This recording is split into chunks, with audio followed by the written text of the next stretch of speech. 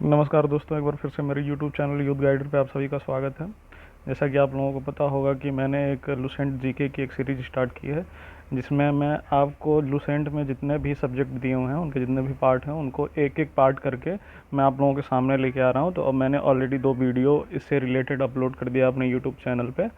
तो आज हम देखेंगे कि पहले तो हम ये देखे थे कि जो मतलब विदेशी यात्री आए थे, तो उनसे उन्होंने हमारे देश के बारे में क्या बताया, उनसे हमारे इतिहास के बारे में क्या जानकारी प्राप्त हुई है। इसके बाद आज हम देखेंगे कि पुरातत्व संबंधी साक्ष्य से मिलने वाली जो जानकारी हैं वो कहाँ से मिली हैं, और किन किन जानकारियों से किन किन मतलब पुरातत्व संबंधी साक्ष्यों से हमें क्या क्या जानकारी प्राप्त हुई है। तो आइए सबसे पहले हम देखते हैं कि पुरातत्व संबंधी साक्ष्य से मिलने वाली जानकारी। तो सबसे पहले देखेंगे कि 1400 ईसा पूर्व के अभिलेख बोगाज कोई से वैदिक देवता मित्र, वरुण, इंद्र और नासत्य अश्वनी कुमार के नाम मिलते हैं। ठीक है, ये यहाँ पे देखिए कि जो हमारा बोगाज कोई जो अभिलेख है, इससे क्या मिलते हैं, वैदिक देवता जो कि मित्र, वरुण और इंद्र और नासत्य अश्वनी कुमार के नाम हमें मिलते हैं।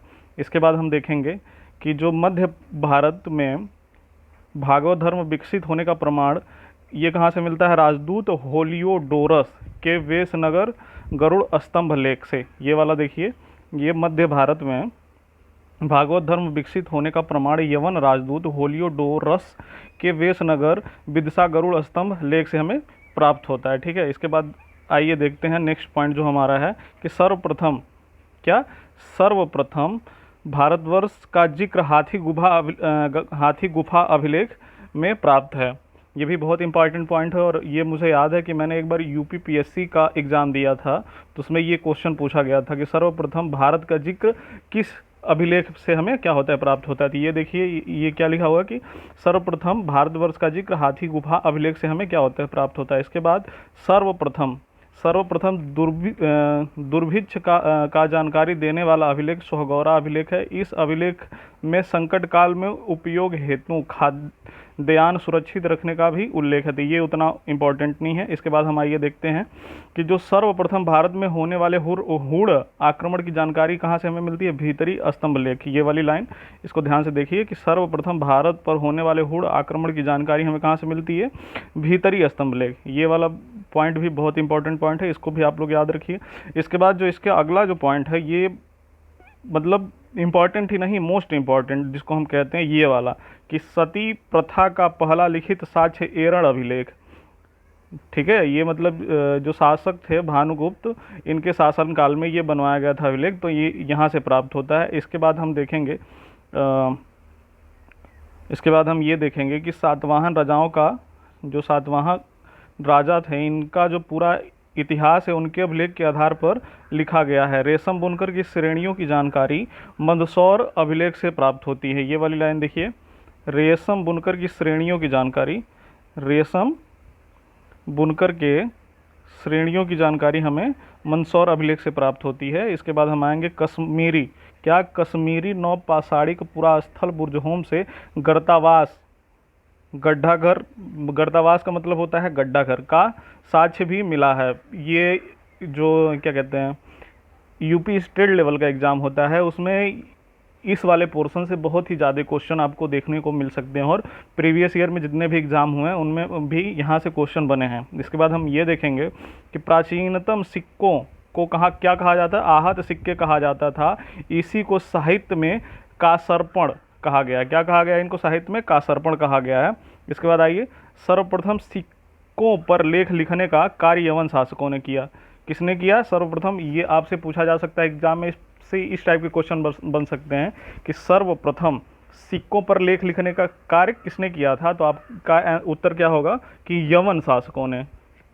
किन्होंने, यवन शासकों ने। सर्वप्रथम सिक्कों पे लेख लिखने का कार्य यवन शासकों ने किया था। इसके बाद हम देखेंगे कि समुद्रगुप्त, ठीक है, समुद्रगुप्त की बीड़ा बजाते हुई मुद्रा वाले सिक्के, ये वाली समुद्रगुप्त की बीड़ा बजाते हुई मुद्रा वाले सिक्कों से उसके संगीत प्रेमी होने का प्रमाण भी मिला है। आप लोगों को ये भी पता होगा कि समुद्रगुप्त को एक और नाम से जाना जाता है, इसको भारत का नेपोलियन कहा जाता है। क्या कहा जाता है दोस्तों? ये भारत का नेपोलियन कहा जाता है। और ये अभी जो पहला वाला आरपीएफ का एग्जाम हुआ है, इसमें ये क्वेश्चन पूछा गया था कि भारत का नेपोलियन किसे कहा जाता है। ठीक है, इसके बाद हम देखेंगे उत्तर भारत के उत्तर भारत के मंदिरों की कला शैली नागर शैली। उत्तर भारत के मंदिरों की शैली क्या कही जाती है? नागर शैली। और दक्षिण भारत के मंदिरों की कला शैली द्रविड़ शैली कही जाती है। ठीक है, इसके बाद हम देखेंगे ये वाली लाइन, पंचायतन, शायद आप लोगों को अच्छे से दिख पा रहा होगा कि पंचायतन शब्द मंदिर रचना शैली से संबंधित है। ये भी देखिए एग्ज़ाम में पूछा गया है, लेकिन एग्जैक्ट तो मुझे नहीं पता है कि ये किस एग्ज़ाम में पूछा गया है। तो ये जो पंचायतन शब्द है ये मंदिर रचना शैली से संबंधित है। इसके बाद हम देखेंगे कि मतलब किसे हम पंचायतन मंदिर या जो भी कह सकते हैं। तो एक हिंदू मंदिर तब पंचायत शैली कहलाता है जब मुख्य मंदिर 4 सहायक मंदिरों से घिरा हो। जैसे कि मान लीजिए एक कोई मुख्य मंदिर है और उसके 4 सहायक मंदिर उसके चारों तरफ से उसको घेर रहे हो, तो उसको हम क्या कह सकते हैं? पंचायतन मंदिर शैली। तो जिसके उदाहरण हम देखेंगे कि पंचायत मंदिर शैलियों के उदाहरण। तो पहला जो है हमारा कंदरिया महादेव मंदिर, ये कहाँ पे है? खजुराहो में है। ये कहाँ पे है? कंदरिया महादेव मंदिर, ये खजुराहो में है। इसके बाद जो दूसरे नंबर पे आता है ब्रह्मेश्वर मंदिर, ये कहाँ पे है? ये है आपका भुवनेश्वर में। कौन सा मंदिर? ब्रह्मेश्वर मंदिर जो है ये आपका है भुवनेश्वर में। इसके बाद हम देखते हैं जो हमारा तीसरा उदाहरण है लक्ष्मण मंदिर। कौन सा मंदिर? लक्ष्मण मंदिर, ये कहाँ पे है? आपका खजुराहो में। जो तीसरे नंबर का उदाहरण है हमारा लक्ष्मण मंदिर, और ये कहाँ पे स्थित है? खजुराहो में। इसके बाद हम देखते हैं कि जो चौथा हमारा एग्जाम्पल है लिंगराज मंदिर, ये कहाँ पे है? भुवनेश्वर में है। इसके बाद जो पांचवा है इसको हम देखते हैं, तो ये जो हमारा मंदिर है ये दशावतार मंदिर देवगढ़ उत्तर प्रदेश में स्थित है।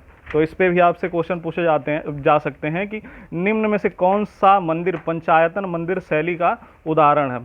ठीक है, तो आप लोग इन पांचों को याद कर लीजिए। इन्हीं में से अगर कोई भी आपको ऑप्शन में दिखता है तो उस पर आप टिक लगाएंगे। तो ये वीडियो मैं आज यहीं पे ख़त्म करता हूँ। इसके बाद अगली वीडियो लेके मिलूंगा। तब तक के लिए नमस्कार। अगर आपको ये वीडियो मेरी पसंद आती है तो इसको लाइक करिए, शेयर करिए और सब्सक्राइब करिए। धन्यवाद।